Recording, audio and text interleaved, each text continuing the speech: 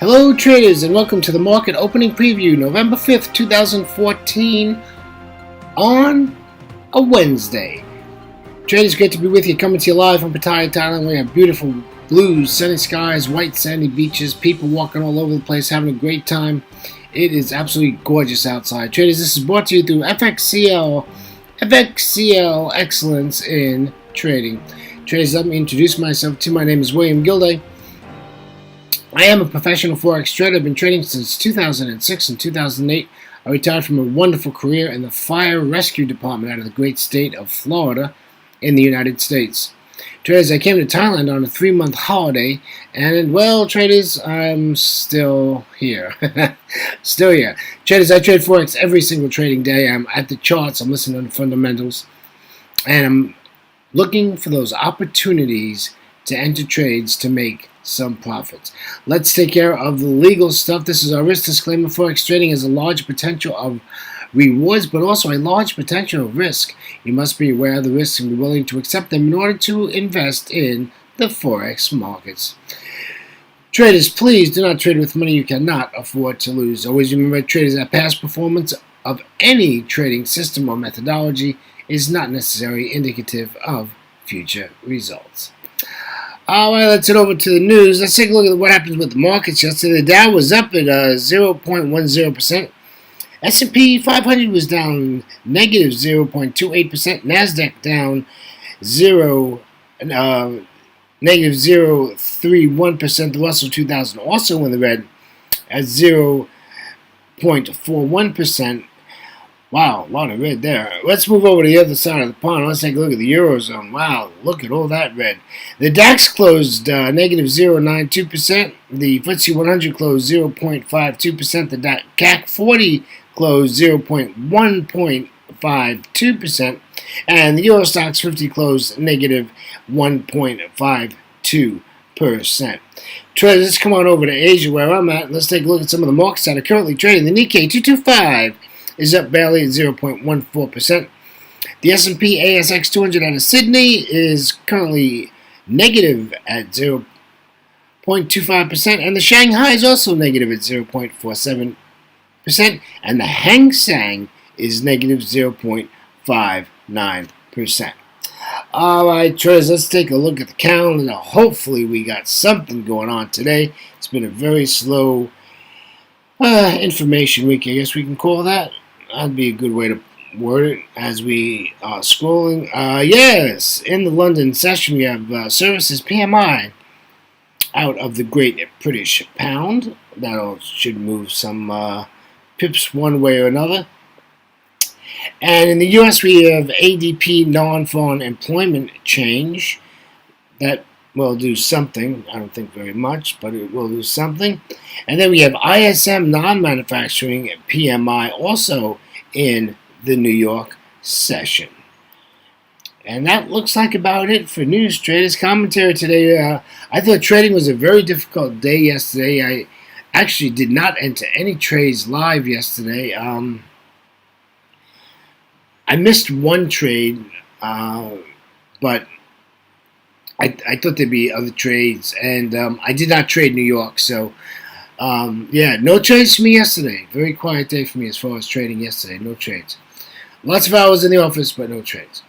Alright, let's take a look at some 60-minute charts. Yes, traders, this is 60-minute charts. Here we go with the euro dollar. Traders, I am bearish in the euro. I am not going to buy the euro. They can keep pushing it up and playing with it, but I am not buying the euro. I want to candlestick below this trend line with confirmation being a retest, and we're going to take this down to 1.2479. So we want to sell the euro. There's no reason to buy the euro. The Great British Pound has just stagnated sideways. It's really done nothing. We're in the sweet spot. You know, if you wanted to, you know, the next bullish candle, sell this. You know, that's a perfect opportunity to. But this is actually did nothing today. It hasn't done anything for 24 hours. If you look a little bit left of the chart, you'll see the gap from Monday. So you can see price action has been absolutely null in the Great British Pound. Let's go over to the Aussie, the good old Aussie dollar. the Aussie dollar has moved a little bit, but not too much. I'm basically waiting for a bearish candlestick formation at that 50% Fibonacci level. We want to take this down to 0.8654 for a take profit area.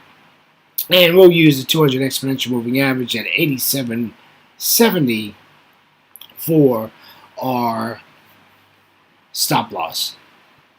And I put a powder blue line in there because I wanted to show you that there was another line of resistance there.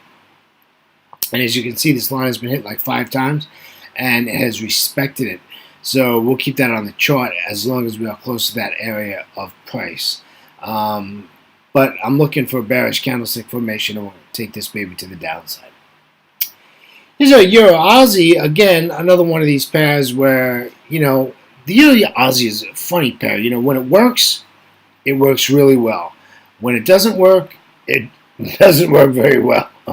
Now this thing's hugging the 200. It went above it. It came down. Now it's below it. So I did a trend line. It's going to have to prove itself to me that it wants to come down. Let it break this trend line. It's a valid trend line. It's a 3-touch trend line. Break the trend line. Give me a bearish candlestick formation. You know what? And I'll sell you. The gap still has not been filled, just for your information. And that's about it. If it goes above the 200 and, shows me like 2 higher lows with nice big fat candles, I might buy it. We'll just have to take a look and check it out. Here's a Euro Yen. Wow, this thing has just been moving to the upside. Really nice and bullish. I'm expecting this to pull back at some point. It's at really maximum resistance here. I don't think it's going to come back to the 50%. If it comes back to the 618 as it did yesterday, and you can see that on the chart, and then went back up, we'll take it. So whether it comes back to the 618 or it comes down to the 50 at 141.66, I am willing to buy this. All right. Sorry for the mistake on that check mark on the bottom. That it should have been an X. That's where your stop needs to be at 140.59.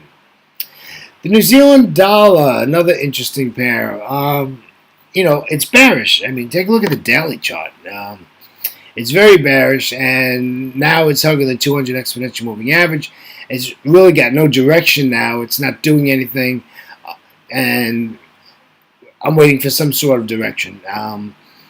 If it breaks the 200 and takes out that high, and shows me like 2 bullish candlesticks, I might take it to the upside. We'll have to see what happens there. But my bias is that I'm bearish on the New Zealand dollar. It's been bearish for a long time. The daily chart, just take a look at that. That'll scare you.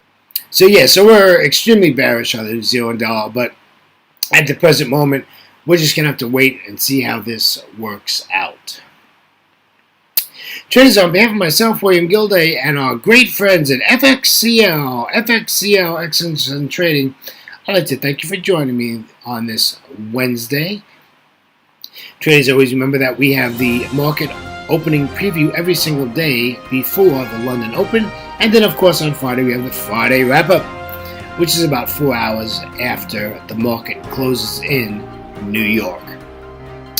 And then my weekend starts. So that's a good thing. All right, traders, you have a good day. Be careful, be cautious. Make sure you're solid in your entries, and make sure you have a trade plan, do a good analysis, and you'll do fine. Traders, grab them pips. Have a great day. Live from Pattaya, Thailand. Take care, and bye-bye.